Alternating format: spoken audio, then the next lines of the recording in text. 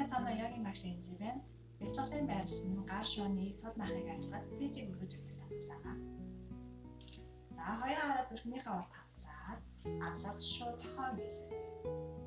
Эндээс амьсгал аваад хоёр харыг дээш нь өргөөд энэ байдлаар 3-5 удаа хөвлийн амьсгалыг хийнэ.